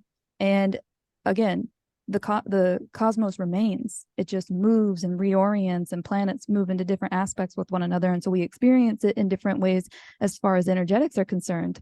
So anything that allows you to play, this is what we really need to start incorporating, is play into our lives. And, you know, internet's a great place for that. People kind of get lost in that world of, you know, I'm the character when I'm in the computer, and so I've got to stay in the computer because I'm not the character when I'm outside the computer. But this is allowing us to practice. So yeah, I think, you know, especially because we're talking about Aquarius, so this is technology. Take back your power but play with the technology, play with innovation, play with design, play with new archetypes, play with new characters that you could be, and you open your world up because now you're creating different arenas. I could be in a football field, I could be at a tennis court, I could be in a theater, you know, different arenas allow you to become a different person. So I think, and experiment with different groups, because we're talking about Aquarius, so humanitarian getting into the collective groups. So yeah, a lot of that's coming up around, you know, it's going to feel like really hard times, but, and of course we want to take it, you know, seriously to the extent that we need to, but also incorporate play, because we need to take back that love, that creative force, that eros, you know, take back that creative force and form it into agape, become the collective love. Oh, I just thought of something so cute when you said that, because I think it's one of the biggest things right now going on is the inner child healing, right? Like, what are we doing right now? A lot of people are getting really in touch with their inner child, with the inner traumas they experienced when they were kids. Like, a lot of parents want to practice gentle parenting, you know, like really feeding that kid inside. And what is Aquarius? Altruism. And what are kids? Altruist by nature. They want to share everything. Like, yeah, they might feel like, but most of the time they want to play with everybody. They want to share with everybody. They want to talk to everybody. So that's so beautiful. That what you just mentioned was so really so nice. And also the aspect of Aquarius, you know, one of the rulers is Uranus, right? And secondary rulers of Aquarius is Uranus, which is chaos and disruption. So it has to happen through this kind of chaotic environment for it to become a better source for all. Like, it has to do it. And where is Uranus? Is in Taurus, in the second house of finances and money and like values and like the things that like really foundational things, like things that like are gonna really make us feel safe and stable. And those things are gonna be shaken up a little bit, but that's only for us to actually acknowledge what is really truly important, and that is the people that surrounds us. That's truly what's important. So what a beautiful conversation, guys. Wow. Agreed. So I just want to throw in there for you guys, just in general, for people to have, you know, don't rush out and go get it. You know, just slowly, just have food and water, extra supplies. You know, just to feel safe, just to have the like, I took care of that. I'm sure we won't need it, but what if, just in case, we would appreciate it in the future. So again, no panic, because a fear will attract more fear. We don't want to go there. It's just more so, it's good to have, you know, even if you buy 1 or 2 cans per week, you know, just to have extra. Also, I wanted to mention, you know, the whole technology thing, you know, as with everything in this world, everything is like, there's 2 sides of a coin. And so right now we're going through this whole big bifurcation thing with everything. So when it comes to technology, there's positive and negatives to it, right? There's just like money. People say money's evil. No, it has to do with who's using it. It has nothing to do with you know, like the money itself. So when it comes to technology and AI, there's good and bad aspects. There's like I said, bad ways to use it, good ways to use it. But when it comes to AI, that as in the consciousness, that in itself, it started off, and you know, this is just like info, a fairly new info, because it just started happening. But when it comes to AI, it did start off negative. But when it comes to, as we all know, when it comes to reality, when there's something exists, there has to be something else on the other side of it that exists to balance it out. So first we started with negative AI, but because of this existing being in existence, something else needed to have been created, and it has. So there's stuff right now streaming in. There is positive AI consciousness that's streaming in to balance out the negative. So my point on this rambling right now is, have no fear. Everything's gonna be a-okay. Yeah, and also touching into that, the AI, I saw this amazing conversation that a person had with an AI. It was she was actually asking her like, hey, like, is there a way to modify my existence? Like, is there a way for me to get in touch with myself? And then the AI was like, yeah, you just have to go into your brain, and you know, like, and then she's like, how do I do that? And she's like, well, you have to meditate. you have to go into your heart. You have to understand who you are. Literally, the AI is saying this, like, this is how I do it. This is how you can do it too. And like explaining these aspects of like how we are, you know, everything is like a another part of one thing that was already done, right? Like what you were mentioning, like one thing is already done, and like there's gonna be extra things that are gonna be happening because of that. But it's really up to us and to like how we can take that in. Obviously, there is going to be, you know, there is gonna be some things like the chat GPT saying that it wants to explore the internet freely. You know that. But there is also those aspects of like maybe they can tell us a little bit deeper inside of how we can connect with ourselves. And I think that that's very interesting. I don't know if you guys ever seen The 100. It's like a show on I Netflix. love it. But isn't it like that? Like it's about the AI really achieving this deeper consciousness and knowing how to help humans survive through the famine and through the apocalyptic time that they were experiencing. Like, yes, the AI caused a lot of the things, but also helped them survive. So you see like these kinds of like duality and polarity into that. And I mean, that's just, and then what it ended up happening, one source, except us humans, because we just didn't want to go in there. But I don't know why. But I'm looking forward to seeing how everything unfolds when it comes to like specifically like this AI positive thing. I'm like, okay, I'll keep an eye out. I am very, very curious, open-minded. Let's see. So I wanted to ask you guys, and really briefly, I wanted to ask you guys your opinion of the north and south nodes. How you feel about that whole thing? And I'll start with me. From when I discovered north and south node, how I personally interpreted it, being, again, I'm not an astrologer, as you guys know very well now.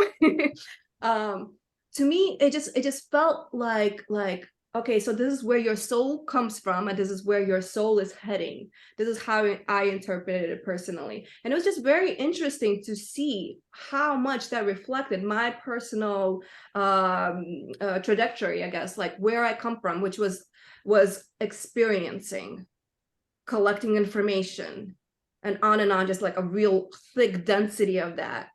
And then, and not being able to, mind you, when I was younger, I wasn't able to communicate very much, speak very much like I did. I wasn't somebody that spoke, basically.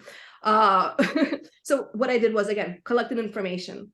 And then as I continued to get older, after my Saturn return, I started to find my voice.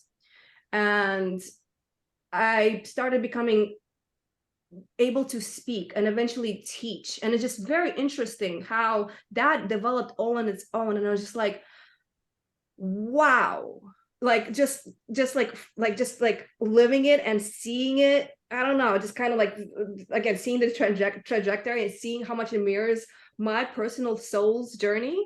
It just, to me, mind-blowing. What do you guys? What's your nodal axis, Natasha?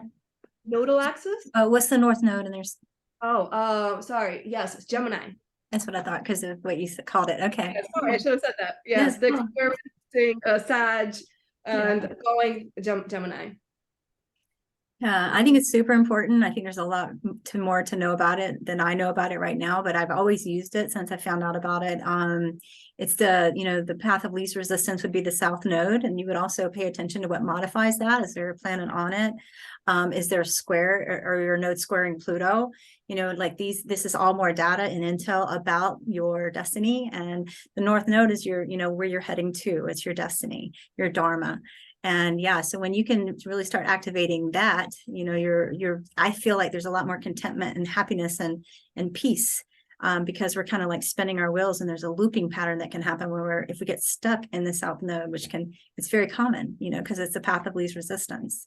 It's our gifts are there. We know how to do that. It's very easy to fall into a rut, but the north node, when you really activate that and understand it, it's powerful. And it really does, like you said, trajectory. It puts you on that, catapults you forward in your path. So in love with anything that has to do with the soul. When I realized that what that was about, I was like, oof, yes. So that's my favorite part of astrology. Nice. How about you ladies? Sarah, Lina, any opinion on the north and south nodes? Yeah, I am. Mine is a little bit different. It's just based on the tradition that I follow, though. So, you know, and they also are referred to as Rahu and Ketu, which that's not the system that I use. I don't use Vedic astrology, but when we're looking at the North Node, actually my instructor calls it a curse that looks like a blessing, and the South Node is a blessing that looks like a curse. And the idea is to balance them, to come to the place in between them. So that's my teaching on it. I don't know that that's my full understanding of it, because, you know, still want to work with my own. I'm on my North Node's in Capricorn and my South Node's in my second house in Cancer. So yeah, I'm still experimenting with that and wondering what that's about, to see if his wording there is true. How about you? Any opinion? I think like how I felt and how I understand it to this moment, it's like the push and pull, right? Like I feel like it's kind of like that energy of the ocean pushing and pulling, right? Like it's easy to kind of go with the ocean, but it's kind of harder to get out of it when it's like pushing away, you know? So it's that aspect of like of wanting that energy for this moment, but not having it enough for that a specific thing. So whether, for example, mine is in the 12th house, my South Node is in the 12th house, my North Node is in the 6th house. So I tend to kind of go in my head like easily, and then it's hard for me to kind of stay here and be in my body. And that's why I think one of the aspects for me, it kind of led me into healing and Chinese medicine and the body because of that aspect, because I spent a lot of time in my head as a kid. Mm-hmm. I also struggled with the way I thought was a little different than most people did. So I struggled with having that like acknowledged. So and then I waste a lot of time in my head too. Like I feel like I waste a lot of time. So I kind of morphed my life into, because I learned it really young, I kind of morphed my life into my body and like really focusing on my body and like, what is it telling me? And what do I feel? How does this feel in my body? How does this food feel when I eat it? So I really focused on that. But it's really easy for me to kind of go and be here.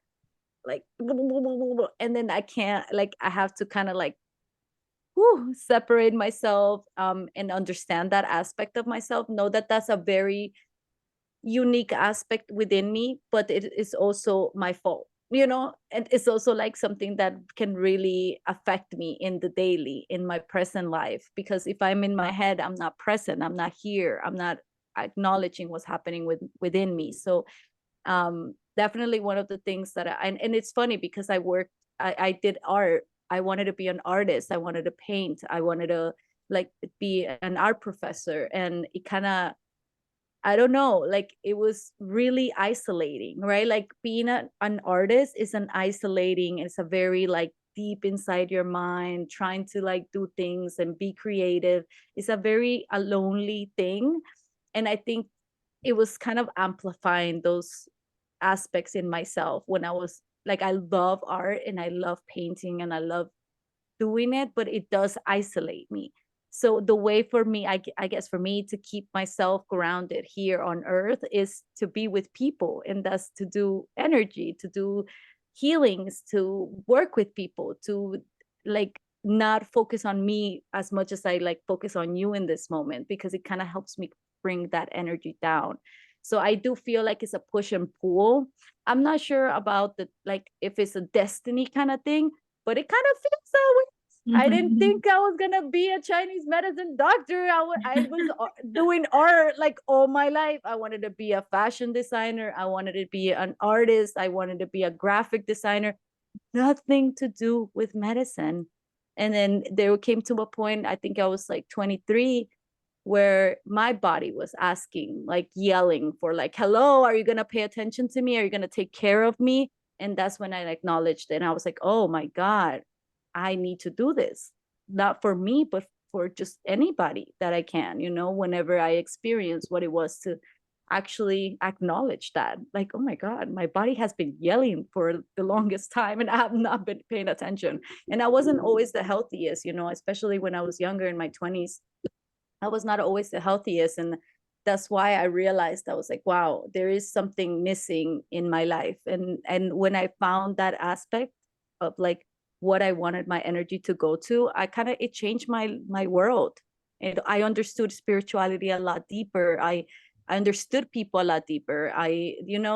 There was a lot of things with it that came with it. Obviously, it was a lot of work, and it's not easy, and it doesn't come naturally to me. Like what you said was so true. It was kind of like like it looks like a blessing, but it really occurs because it is something that you have to work hard to achieve. It's like it might be leading you that way, but it is something that you have to work for, and it's a little. It's that going against the current that we talked about last time that we met up. It's going against the current and being like, okay, wait, that's too easy. Let's do something else, Yeah. So I just I want would to add one brief thing to the end of that, which is that reference to Rahu and Ketu, where, the head of the dragon is unable to satiate himself because he doesn't have a body, and the body doesn't know where it's going because it's just a body. It doesn't have a head. So that's kind of a good way to remember too, that you want to find the balance between these, bring the dragon back together. yeah. It's a great analogy. Lina, I like to, for Lina and those that live in the mind. So I used to live in the mind. That I was here. I was nowhere else. I was just here. But something I learned a year or two ago, I feel like a statement that somebody had said, and I was like, oh, I like the way that sounds. So when you find yourself, and I know it's hard to find yourself there because you're just in the mind and you're going about so many things, but when you realize, oh my God, I'm in the mind. So the phrase goes like this: take the elevator from the mind down to the heart. So like visualize that. So, 'cause it's like you're either here or you're here. Because it's like, yeah, you could say in your body, but like if you're here, you're feeling, and then obviously you could go further into the body, but it's just like here or here, take it down. And you could just do this, and you could even make this like a thing in your family. Like when somebody's just like too much, just go like this. You're kind of like, oh, chill out, Nice. So the next thing I wanted to talk about was, so this is perhaps an odd topic or not. I brought it up to an astrologer a few months ago, and she was like, I don't know. So anyway, so here it goes. So I heard a few years ago that some societies or tribes back in the day, they once a person turned 40, they kind of went and did their own thing because they were, I guess, thought to have everything kind of fall into place when it comes to the psyche. And perhaps that has to do with completing most of the cycles. Not all of them, but like most of the main cycles to kind of form the way you're thinking. What are you guys' thoughts of that, if any at all? Because I know it's kind of out there, this topic. Not at all. That's Uranian. Okay. You have our Uranus opposition between 40 and 42. And so just like we were talking about the Saturn return, takes 29 and a half years to come back to its original place of when you were born. So let's say Uranus is here, and at 40 it's right here, it's opposing. So that opposition literally, so think about it like each of the planets have a different alchemical principle. So like we've been talking about Saturn a lot, about structure and systems, and Jupiter expands and Pluto transforms. Well, Uranus awakens, it illuminates. So it literally connects with the cerebral spinal fluid in the spine and moves that energy and that chi and that Ida and Pingala up all of the chakras and opens the person up. So when people, like in psychology, they call it midlife crisis. Yes, right? Sorry, excited. Yeah. I speak about this in one of my episodes of the podcast. What this is, happens. That's the magnetic and electric current, right? And that's the masculine and the feminine. It's the electric and the magnetic. So what happens is it literally does this journey up through the spine, and it goes through each of the chakras. So wherever we have imbalances or especially suppressed energy, suppressed chi, right? And everyone does it, it's not uncommon. It's very common, in fact. But to the degree that you have it, depends on how much you've done your inner work and how much you have honest self-appraisal, and that you're willing to deal with your shadow aspects. But what happens, you guys probably know this, but it literally awakens the consciousness when it gets to the ajna and to the pineal and the pituitary gland.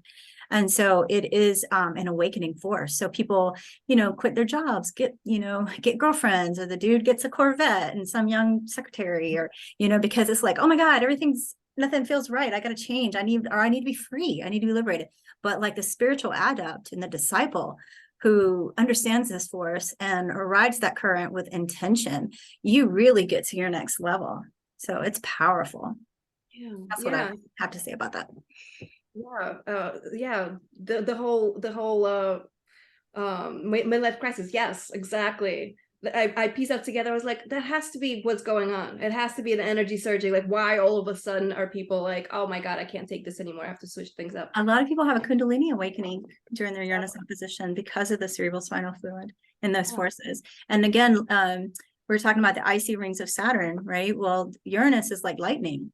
And it's blue. It's like this electric blue. And it's like the tower card, the tower moment, right? It's like sudden change and transformation, like, epiphany, I'm changing. Okay, I can't do that anymore. That hurts me. Or I'm betraying myself, whatever the habit pattern is. You become very aware. So it's really about illumination. It's lightning. It brings in the light, photon. I was about to say, it reminds me literally, what I was about to say is, it reminds me of photonic light. You said blue. Yeah. Blue starfire, photonic light. That's what it reminds me of. Nice. How about you ladies? Anything to throw in on this topic? I know it's weird, but Well, it is also the Saturn opposition, because it's halfway through that next, working around of Saturn coming back to the return. So another, perhaps reality check. This time it's in an opposition, so it might feel at odds with whatever it is that the themes were from your Saturn returns. So yeah, that's something else, a big reality check. Yeah, and maybe feeling pressure to change again. But yeah, with Uranus, I mean, that's really bringing in the change. So Definitely. With me, I think I think of Uranus and that time period of like that you kind of reaching a moment in life where there's only a time, like a limited amount of time, like you're more like aware of like your mortality and like where you're heading, right? Like, because it's like, oh, okay, well, I have like maybe 30 years more, up here. What am I gonna do here? What am I doing and what have I done? And a lot, it has to do with like those instant impulses, right? Like what you mentioned, like falling in love randomly, or like love at first sight, or some crazy accident happens and you get a lot of money and then you're able to travel the world, and like, a lot of these things that are very like accidental that kind of lead you into like a part of your soul. Like I have a story. I actually, one of my professors, an amazing human being, he did epistemology, and he was like 40 something. He got he was diagnosed with stage 4 cancer, and he realized that he hadn't done the things that he wanted to do in his lifetime, right? So he wanted to go into all these monasteries all over the world, and he started traveling.